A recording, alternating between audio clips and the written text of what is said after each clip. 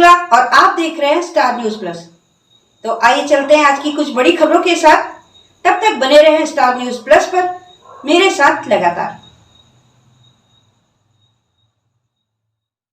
प्रभु से बढ़कर कोई और सुख और संपदा नहीं। जय श्री हरि कथावाचक। औदिच्य ब्राह्मण समाज नोहरा में चल रही भागवत कथा के दूसरे दिन कथावाचक पंडित जय श्री हरि के मुखार विंद से भक्तों ने रसपान किया।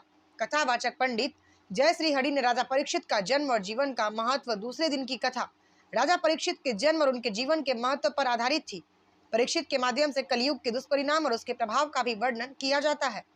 सुखदेव जन्म कथावाचक सुखदेव मुनि के जन्म के प्रसंग का भी वर्णन किया। नारद और भक्ति संवाद।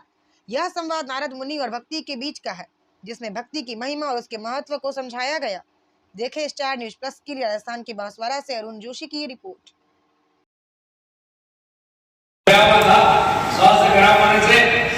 उसे राजा के तरफ देखा तो राजा चला गया,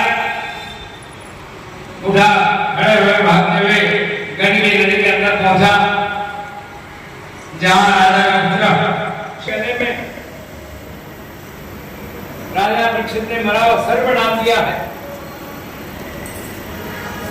इतनी बात सुनते ही